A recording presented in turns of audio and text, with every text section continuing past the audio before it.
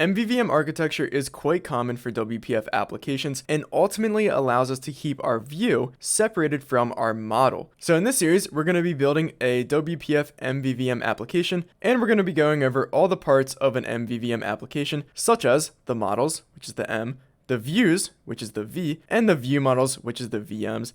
And we're going to go over some other parts as well. And by the end of this, you should have a good idea of how to structure and create your own WPF MVVM application, and you can even use this project as a reference. So speaking of the project, I have this solution in Visual Studio, and I have named it Reservoom. So the idea behind this application is represented by this quick little UML diagram I put together. So this represents the models we're going to be creating for our application, and the domain of our application is a hotel reservation system, hence the name Reservoom. I thought that would sound good, not sure about it. But anyways, we're going to start off by tackling the M of MVVM, which is the models. And this is where our domain logic is going to live. So all the logic regarding hotel reservations is going to live in our models. So here in my models, I'm going to have a hotel, and a hotel is going to have a reservation book, just one of them. And a reservation book is going to have multiple reservations, and each reservation is going to be for a specific room, and each room is going to have a room ID, so the reservation will just reference that room ID. So let's head into our solution in Visual Studio and implement the M of MVVM, the models. So in past tutorials on my channel, I have split my solution up into multiple projects, but in this case, I'm just going to have everything live in a single project. This is going to be strictly a WPF application, so we can select WPF application, and we're going to name this just Reservoom. We are going to target .NET 5, but this should work on .NET Core, potentially even .NET Framework, and hopefully .NET 6 and beyond. So we'll create that. So we got our application scaffolded out. Let's rename our main window to Reservoom, and we can run the application, and we get our blank screen. So now we just need to build our MVVM application. How exciting. And we're going to start off by doing the models. So we're focusing on the model layer right now, the M of MVVM. So I'm going to create a folder in my project for models. So looking back at our Visio diagrams, this is kind of like a poor man's class diagram, but we are going to have classes for each of these pieces of our domain. So we're going to have a hotel. Let's create a class for that. We're going to have a reservation book, a reservation, and we are also going to have a room ID. So I'm putting room ID into a class because there is going to be some logic in calculating a room ID. So I want to encapsulate all that logic within the class so that the models of our domain layer are strong and meaningful. So let's head back up to the hotel. And I mentioned that my Visio diagram is a poor man's diagram. And the reason I say that is because this is just the class names. I don't have any fields defined on here, but we do know the hotel is going to own a reservation book. So we're going to have a private field. We can go ahead and make it read only for the reservation book, and we'll initialize that in the constructor. And I think I also want my hotel to have a name. That might be useful when we get to the V of MVVM, the view. So that'll just be a string, the name, and we can make that read only, and we'll go ahead and get that through the constructor, and then just assign the property. Now we're going to come back to this class later so that we can implement some methods to interact with the reservation book, but for now, let's go over to the reservation book. We can make this public. So the reservation book is going to be a data structure that's going to hold all the reservations, and we see that in our diagram. We have a star here, so a reservation book is going to have many reservations. So I think the best data structure to represent the reservations in our reservation book is going to be a dictionary, actually. So we can define a dictionary in here, and the key for the dictionary is going to be the room ID, and a room ID can have a list of reservations. And the reason it can have a list of reservations and not just a single reservation is because the reservations could be at different times that don't conflict with each other. And I'll call this dictionary the rooms to reservations, because that's exactly what it does. It maps the rooms to the reservations for the room. And we'll initialize this dictionary in the constructor. And same thing with the hotel. We'll come back here later to add methods to this so that we can interact with this dictionary. But moving on to the reservation, this will have a room ID, and we're going to make this read only, so just a getter. And real quick, we get an error here because our reservation is public and room ID is not public. So let's make it public real quick. And back in the reservation, we're also going to have a start date. So that's going to be represented by a date time for start time. And this will be read only as well. And we'll also have an end time for our reservation. And we'll get all these through the constructor, which we actually have to because I made them read only. And the reason I made them read-only is because I don't want these to be added to the reservation book, and then somehow the room ID changes on the reservation, which will be bad because we map it to a specific room ID as the key for this dictionary. I also don't want the start time and end time to be changed because then it might conflict with another reservation in this dictionary, and the reservation book wouldn't be able to handle that because all of those changes would be directly on the reservation properties. And last but not least, we have the room ID, and this can have a property for the floor number, which can be read-only, and then a property for the room number. And now we're using this room ID as the key for our dictionary in the reservation book. So we're going to have to override the equals method so that the dictionary knows how to compare these keys whenever we add values to the dictionary or get values from the dictionary. So room ID will equal this other object if that object is another room ID. So just do a quick type check there, and we'll put it into a variable because that room ID also has to match the floor number of the current room ID instance, and then the room number has to match as well. And then we get this green squiggly because if we override equals, we should also override get hash code, so we can do that real quick, no big deal. And rather than doing our own hash code stuff, we can just use hash code and combine all the properties in our class. So we can combine the floor number and the room number, and hash code will just combine those into a unique hash code for our room ID. But anyways, we made these properties read-only, so we will have to get those through the constructor. So let's generate that. While we're here, we could also override toString, so why not do that? And for that, we'll just have the floor number first, followed by the room number. So this might be useful when we get to the view as well.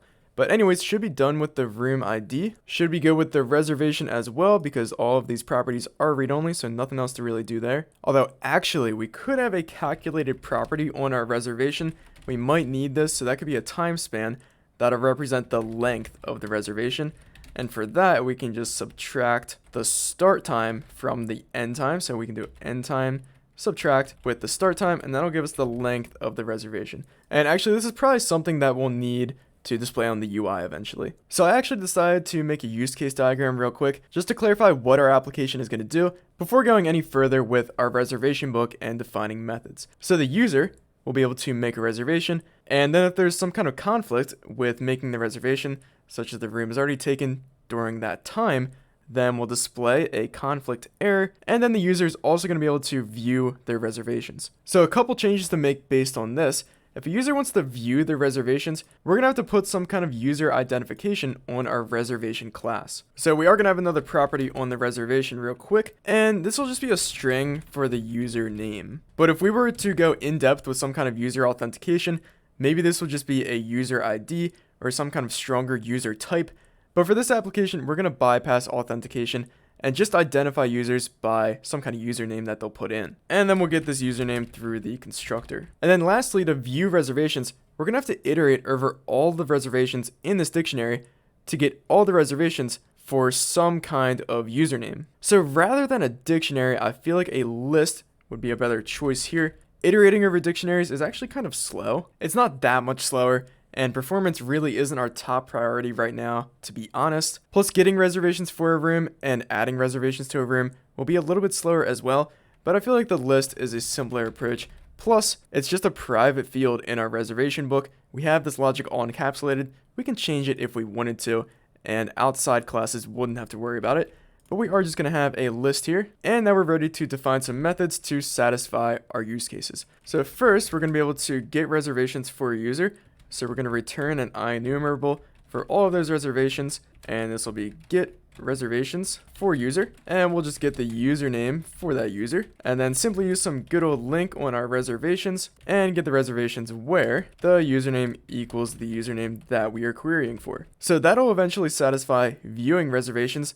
Now we need a method to satisfy making reservations, and this will simply just be a method to add a reservation, and we'll take in the reservation to add and simply add it to our list of reservations. But what about displaying a reservation conflict error if this reservation conflicts with the existing reservation? So for example, if the room is already taken at the time of this new reservation. So we're going to have to check before we add this reservation. So first, we are just going to iterate over all the reservations that currently exist, the existing reservations. So I actually haven't thought about how the reservation conflict method is going to work. So we can just scaffold that out. And I think I actually want that method to be defined on the reservation class.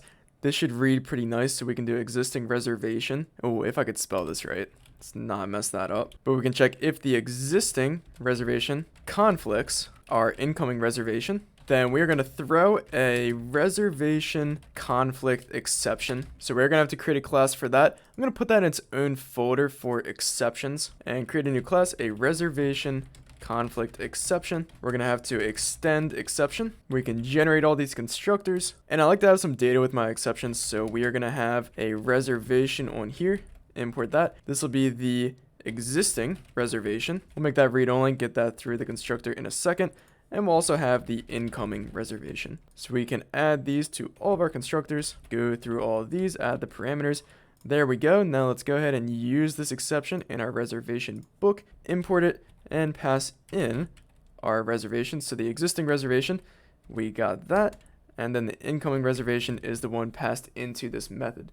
So now we just need to implement conflicts. So let's generate that method. So first off, we know the reservations do not conflict if the room IDs do not match. So for that, we can just return false right off the bat. And now a reservation will conflict if the reservation that's incoming has a start time that is before the existing reservation's end time, or the incoming reservation's end time is after the existing reservation's start time. And now back in the reservation book, we will throw this exception if we get any conflicts, but if we get past all the conflict checks, then we'll add the reservation. So we should be able to satisfy all of these use cases.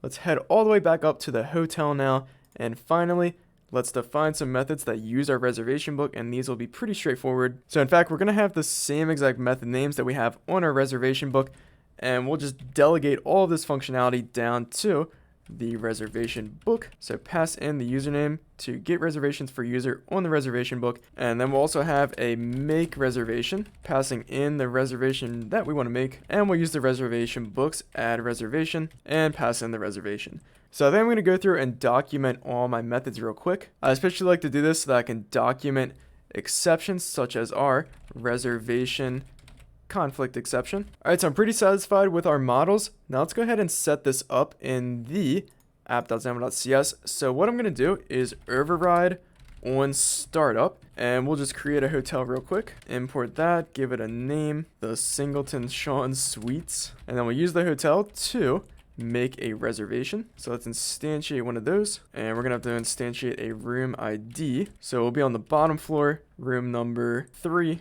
Our username is Singleton Sean. Just throw in a random date here for the start time and for the end time. So let's get another reservation in here. We'll avoid a conflict right now because first I want to get my reservations. So pass in my username, and there we go. Let's put a breakpoint here and see our reservations. And here we go. We got a list of 2 reservations, and now let's get a conflict. So we're going to wrap this in a try catch. Going to catch a reservation conflict exception, and now for a conflict, going to have the same room ID. We're going to have conflicting times, and now let's see if we get our exception. I hope we get an exception. Oh, we didn't. So apparently our room IDs do not equal, but clearly they do. Oh, and I forgot, we're actually using the equals operator here rather than the dot equals method, which is what we overrode in our room ID. So actually what we have to do, or not what we have to do, we could just use the equals method, but what we're going to do is override the equals operator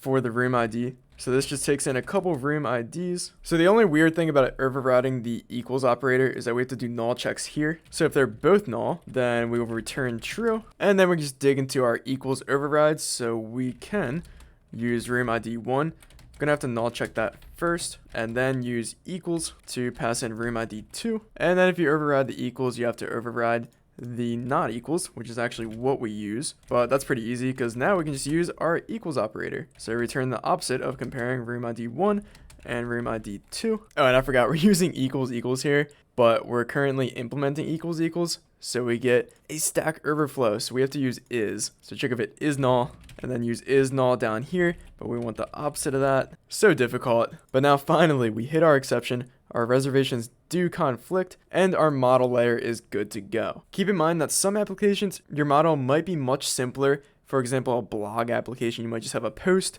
with a user and maybe a comment and some properties on those classes. Maybe this isn't the best hotel reservation domain model in the world, but it is our model, and it will indeed satisfy the M of our MVVM application, which we will continue next time. Hopefully you can apply these concepts to your own application. If you have any questions, criticisms, or concerns, be sure to leave them below in the comment section. If you're enjoying the channel or enjoyed the video, consider becoming a member.